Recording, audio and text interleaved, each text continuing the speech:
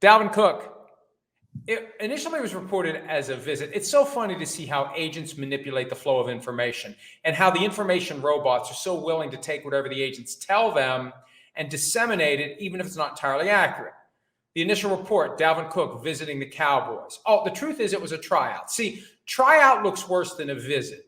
Visit is like I'm above trying out. They don't need to see what I can do. They know what I can do. They don't need to see me go out and run around and prove I'm in shape. They know I'm in shape. They know that I'm legitimate. They know that I'm coveted. Yeah, he had to try out. Now, he did well enough to get their attention for the practice squad.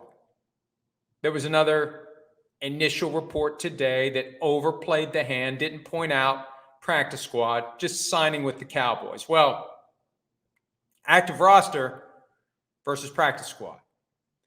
Practice squad's a different deal. Oh, but he could be called up by week 1. Look, that's all agents spin. And I know it's just agents doing what they're supposed to do.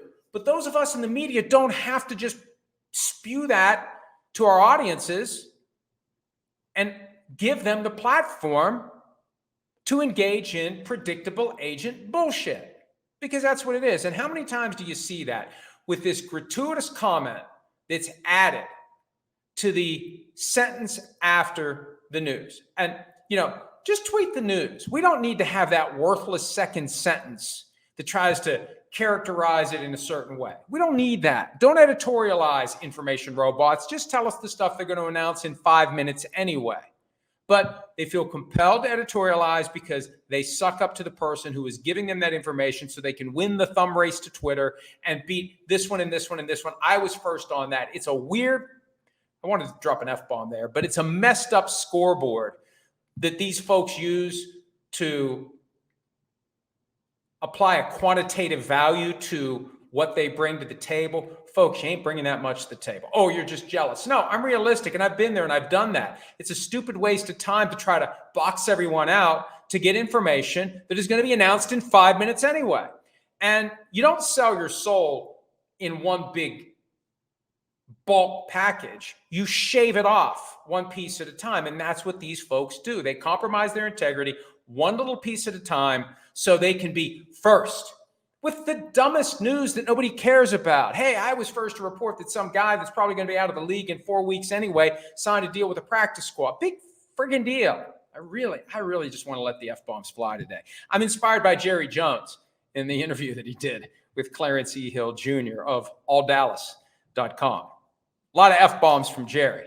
It's weird. 35 years, I don't remember many F-bombs. I remember glory hole, which he uttered in 2012, not realizing what the word actually means. But I don't remember a lot of profanity. Jerry went off. So anyway, I feel like going off today. But that's all I have to say about that. Dalvin Cook, hey, look, let's be fair. Let's be objective. 2 years ago with the Vikings, he was great. He had a key play in like 5 or 6 of their wins, either turning a game around or putting a game out of reach. And he was available all through the 2023 offseason, signed with the Jets. Well, he wasn't available all throughout. The Vikings cut him because they weren't going to pay him $10 million, which I think was his salary for 2023. But once they cut him, then he was available. Remember, he was signed during Hard Knocks by the Jets. They didn't use him very much in the regular season. At the end of the regular season, near the end, they released him. He signed with the Ravens, played in one playoff game, didn't play in the AFC Championship, didn't really have a lot of film and a lot of statistics last year. So there's trepidation. But he's only 29, and I know that that's old for running backs because of the wear and tear, but he probably still has a little gas in the tank. And it's weird how teams sour so quickly on running backs. And the problem is this. It's very basic. It's very simple. If you're not going to occupy one of the top 2 spots on the depth chart, then you're in a spot that requires you to play special teams. Older running backs typically don't want to and aren't expected to play special teams. So if you're RB3, somebody else has to handle the special teams reps that otherwise would be covered by that third running back on the depth chart. But we'll see. We'll see what happens. Because I think Dalvin Cook can still perform if he's given a fair shot to do so. And the Cowboys have Ezekiel Elliott. Tony Pollard's gone. We'll see what happens with Dalvin Cook.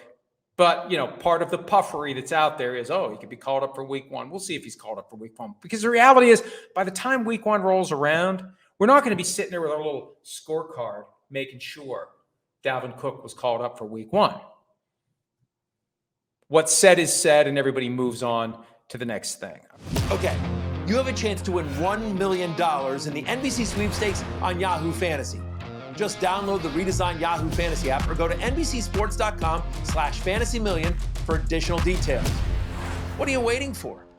Hi, it's Mike Florio. Thanks for watching PFT on YouTube. Hit subscribe for the latest news and analysis from Pro Football Talk.